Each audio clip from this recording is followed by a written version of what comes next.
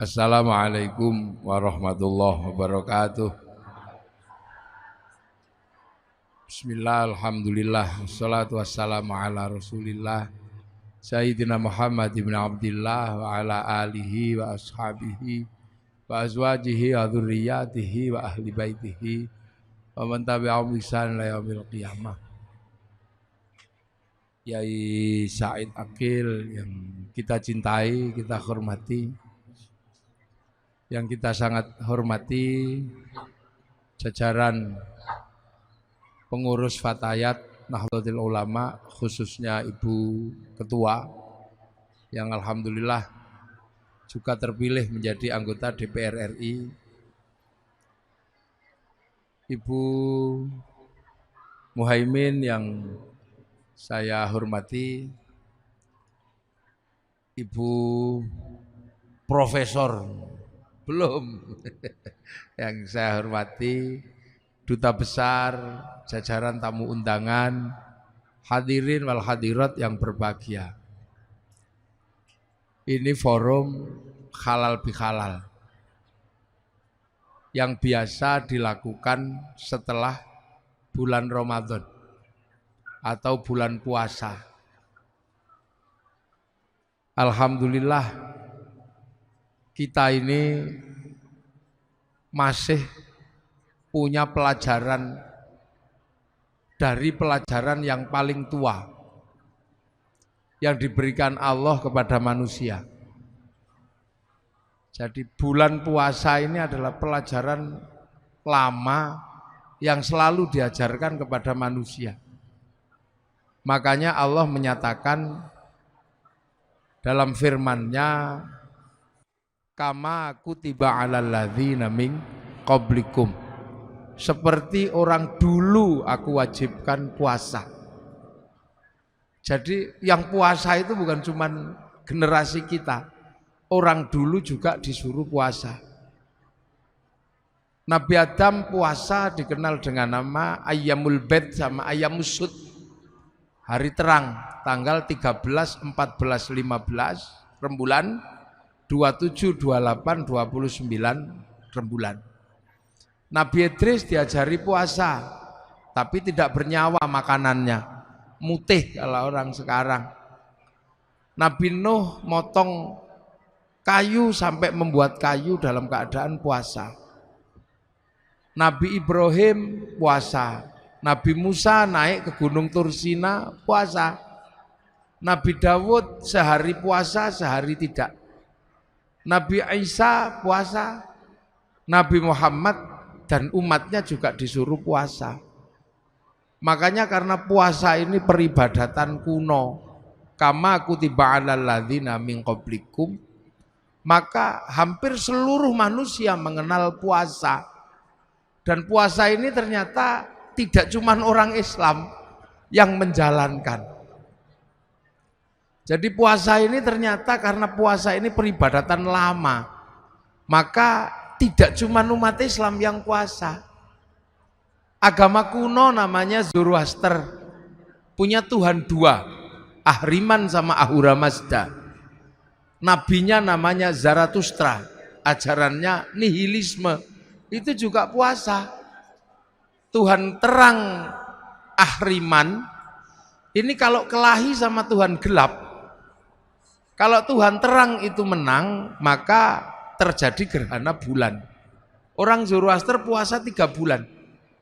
Kalau Tuhan terang yang kalah, gerhana matahari, puasa 3 bulan.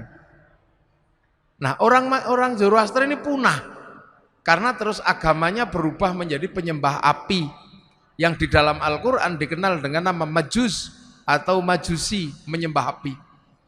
Orang Majusi juga punah karena Raja Majusi yang terakhir yang namanya Rustum masuk Islam. Karena diislamkan sama Sayyidina Ali, ngambil menantu Sayyidina Husain. Karena orang Majusi masuk Islam, maka tidak lagi menyembah api. Tapi orang Majusi menaruh api di bangunan tinggi namanya Manaro. Begitu masuk Islam, apinya dibuang, Manaronya ditaruh di depan masjid. Akhirnya masjid Persia punya Manaro. dan seluruh kaum muslimin melihat manaro di depan masjid itu bagus, maka kaum muslimin berlomba-lomba bikin manaro yang akhirnya sampai di Indonesia bernama menara. Itu sumbangan dari orang dari Majusi. Nah, orang Hindu juga diajarkan puasa, namanya upawasa. Upawasa itu nggak makan, nggak minum, nggak menyentuh perempuan. Untuk apa? Jalan menuju moksa. Karena yang terbaik dari Hindu adalah mati tanpa material, hilang raga, hilang sukma, namanya moksa. Agar bisa moksa, ibadah terakhir setelah Upanishad, setelah kabumian adalah upawasa. Nggak makan, nggak minum, dan nggak menyentuh perempuan. Nanti hilang secara material. Makanya ketika Islam datang mengajarkan Syahrusyam, nggak makan, nggak minum, nggak menyentuh perempuan, kok mirip seperti upawasa, maka orang Indonesia menyebutnya bulan puasa. Itu istilahnya. Orang Yahudi, orang Buddha juga diajari puasa. Kalau pengen mendapatkan penyempurnaan 8 jalan menuju nirwana, harus puasa di bawah pohon bodhi dengan pakai kain selempang, dalemannya tanpa jahitan. Orang Yahudi puasa, kalau peringatan Yom Kippur juga puasa. Orang Nasrani kalau Jumat Agung sebelum Paskah juga diajarkan puasa. Jadi puasa ini adalah milik semua agama, cuman caranya berbeda. Jadi makanya kalau kemudian halal bihalal ini mempertemukan seluruh umat beragama yang berbeda, pasti nyambung karena urusannya dengan puasa. Nah ini lintas agama juga. Loh ya nyambung kalau dalam urusan puasa karena semua agama mengenal puasa. Ini puasa. Makanya puasa itu saking terkenalnya variasinya paling banyak. Di Indonesia ada puasa makan daun tok namanya ngidang. Ada puasa makan umbi-umbian namanya ngerowot. Ada puasa tanpa nyawa namanya mutih. Ada puasa tidak kenyentuh matahari namanya pati geni. Ada puasa diem namanya bisu. Ada puasa gandul di pohon namanya ngampret atau ngalong. Ada puasa jalan terus ngidan. Itu puasa. Jadi variasinya paling banyak. Dan sejarah-sejarah besar dilewati dengan puasa. Sejarah tertulisnya Weda, sejarah tertulisnya Tripitaka, sejarah turunnya Al-Quran itu sejarahnya orang puasa.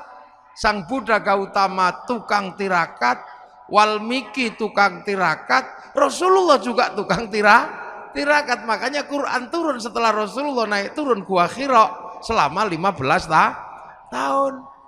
Syekh Abdul Qadir Al-Jilani Ma'rifatullah setelah 25 tahun puasa di padang pasir dibimbing Syekh Mubarak Al-Madzumi.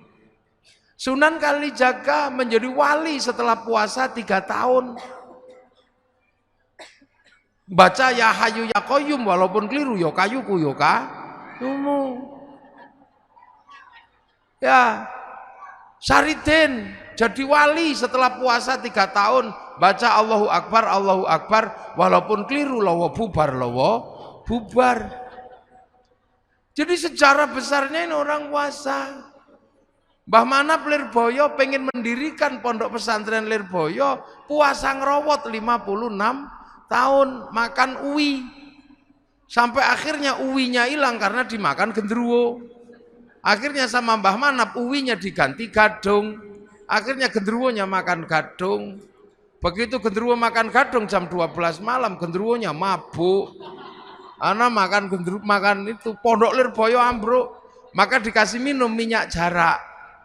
Lah akhirnya genderuwonya sadar terus punya tugas santri sebagai tukang ngisi jeding, nyenggot namanya. Makanya Lirboyo itu dulu kalau malam suka ada kriat-kriut itu genderuwo nyenggot. Nah sekarang genderuwonya pensiun karena Lirboyo sudah punya sanyo. Mbah Hasyim Asy'ari mendirikan NU, puasa 3 tahun dari hulu Sungai Brantas sampai hilir baca surat Kahfi. Terus tiap malam nggak pernah tidur, ngatamkan surat At-Taubah 41 kali, surat Kahfi 41 kali dalam 2 rakaat sholat hajat. Makanya kalau NU jadi gede ya nggak masalah, wong tirakatnya besar. Maka penumpang NU itu macam-macam. Yang sholatnya rajin ya numpang, yang setahun sekali ya numpang, kadang Bandar Dadu ya numpang. Itu NU apa aja numpang. Makanya tapi karena kendaraan besar jalannya pelan, nggak bisa was-was gitu. Makanya NU sering disalib kendaraan kecil-kecil, wes gitu, tapi penumpangnya kecil. Yang naik yang cingkrang tok gitu.